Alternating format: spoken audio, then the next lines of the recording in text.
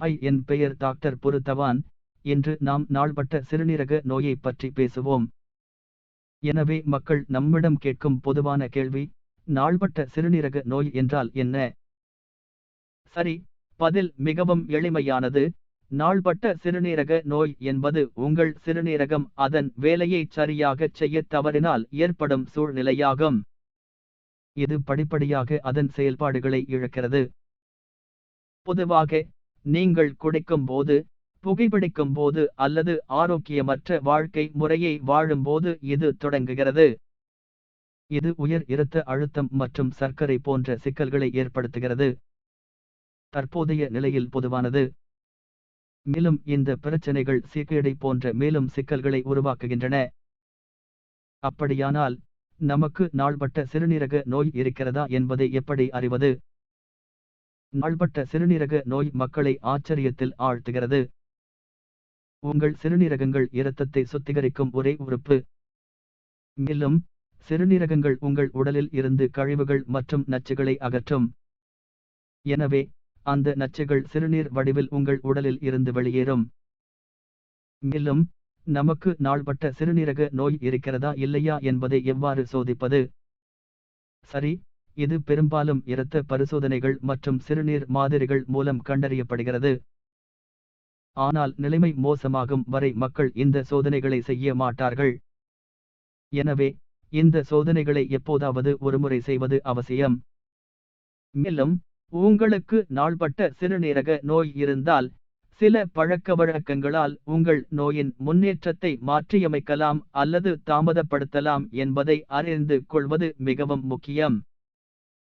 பழக்கவழக்கங்கள் என்பதன் மூலம் நான் சரியான உணவு முறை, நல்ல உடற்பயிற்சிகள் மற்றும் ஆரோக்கியமான வாழ்க்கை முறையை குறிக்கிறேன். ஏனெனில் இந்த பழக்கங்கள் சிறுநீரகத்தின் செயல்பாட்டை மேம்படுத்தவும் ஆரோக்கியத்தை மேம்படுத்தவும் மக்களை அனுமதிக்கின்றன. அடுத்த கேள்வி, நாள்பட்ட சிறுநீரக நோயின் அறிகுறிகள் மற்றும் அறிகுறிகள் என்ன?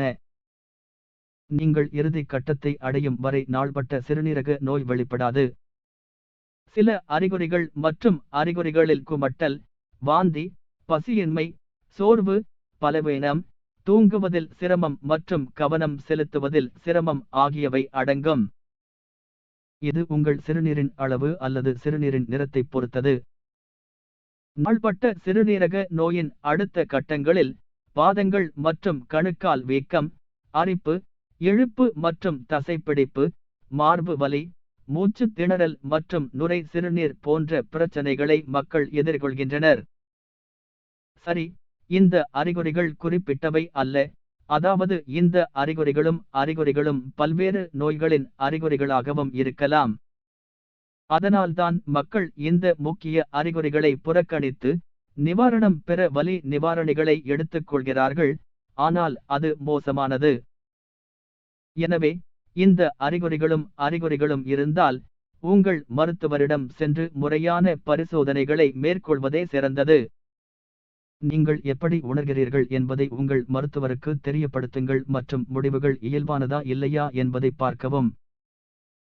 சிறுநீரக நோயாளிகள் அடிக்கடி கேட்கும் அடுத்த கேள்வி, நாள்பட்ட சிறுநீரக நோய் ஆபத்தானதா?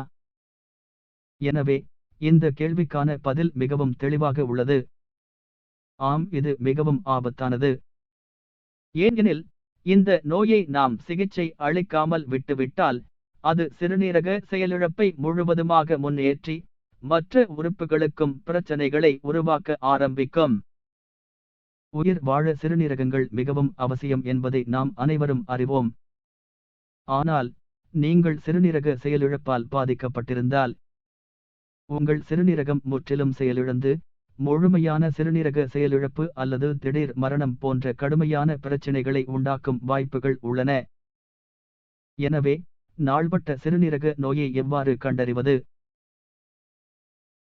நாள்பட்ட சிறுநீரக நோய்க்கான முக்கிய காரணம் உடலில் கிரியேட்டினின், யூரியா மற்றும் பொட்டாசியம் போன்ற நச்சுகள் குவிந்து கிடப்பதே ஆகும்.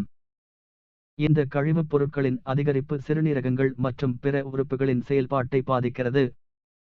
எனவே இந்த நச்சுகளை கண்டறியும் பொருட்டு உடலில் உள்ள கிரியேட்டினின் மற்றும் யூரியா அளவை நீங்கள் சரிபார்க்க வேண்டும். கிரியேட்டினின் அளவுகள் 0.5 முதல் 1.14 mg/dl வரை இருந்தால் இந்த மதிப்புகள் இயல்பானவை. ஆனால் இந்த மதிப்புகள் அதிகமாக இருந்தால் உங்கள் சிறுநீரகம் செயலிழக்கத் தொடங்கும் வாய்ப்பு உள்ளது. எனவே நாள்பட்ட சிறுநீரக நோய்க்கு நீங்கள் எவ்வாறு சிகிச்சையளிப்பீர்கள்? நீங்கள் செய்ய வேண்டிய மிக முக்கியமான விஷயம், உங்கள் நாள்பட்ட சிறுநீரக நோய் அல்லது சிறுநீரக செயலிழப்புக்கான அடிப்படை காரணத்தை கண்டறிய வேண்டுமா?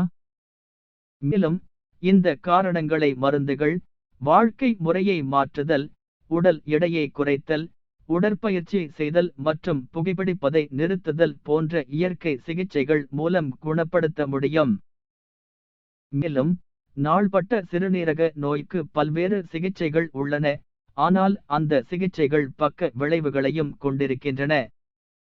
எனவே சிறுநீரக நோய்க்கான மூல காரணத்தை கண்டறிந்து சரியான கவனிப்புடன் சரியான நேரத்தில் குணப்படுத்துவது முக்கியம். இப்போது அடுத்த கேள்வி, நாள்பட்ட சிறுநீரக நோயை தடுக்க நீங்கள் என்ன செய்யலாம்? புகைப்பிடித்தல் அல்லது முறையற்ற உணவு பழக்கம் போன்ற உங்கள் சிறுநீரகத்தை சேதப்படுத்தும் சில ஆபத்து காரணிகள் உள்ளன. உங்கள் வாழ்க்கையை மாற்றாமல் உங்கள் சிறுநீரகம் சரியாகாது. எனவே உங்கள் அன்றாட பழக்கங்களை மாற்றிக்கொள்வதும் உங்கள் சிறுநீரகம் மற்றும் உடலை பாதிக்கும் அனைத்து கெட்ட பழக்கங்களையும் கைவிடுவதும் நல்லது. சிறுநீரக செயலிழப்பு நோயாளிகள் கேட்கும் அடுத்த கேள்வி என்னவென்றால், எனது சிறுநீரக ஆரோக்கியத்திற்கு நான் செய்யக்கூடிய சிறந்த மற்றும் மோசமான விஷயங்கள் என்ன? உங்கள் சிறுநீரக நோய்க்கு நீங்கள் செய்யக்கூடிய மிக மோசமான காரியம் அதை புறக்கணிப்பதாகும். ஏனெனில் இந்த அறிகுறிகளை புறக்கணிப்பது கடுமையான சேதத்திற்கு வழிவகுக்கும். மேலும் உங்கள் சிறுநீரகத்திற்கு நீங்கள் செய்யக்கூடிய சிறந்த விஷயம் ஆரோக்கியமான வாழ்க்கை முறையை வாழ்வது, ஆரோக்கியமாக சாப்பிடுவது, வழக்கமான உடற்பயிற்சி செய்வது மற்றும் வழக்கமான பரிசோதனைக்கு உங்கள் மருத்துவரை அணுகுவது. எனவே இது இன்றைக்கு இருந்தது.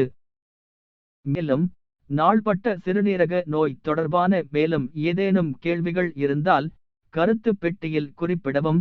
எங்கள் அடுத்த வீடியோக்களில் அந்த கேள்விகளை நாங்கள் காண்போம். அதுவரை பாதுகாப்பாக இருங்கள் மற்றும் வீடியோவில் நான் குறிப்பிட்டுள்ள அனைத்து வழிமுறைகளையும் பின்பற்றவும். இந்த வீடியோவின் விளக்கப்பெட்டியில் சிறுநீரக செயலிழப்பு நோயாளி உணவு அட்டவணைக்கான இணைப்பை வழங்கியுள்ளேன். அந்த சேவையை நீங்கள் இலவசமாக பெறலாம்.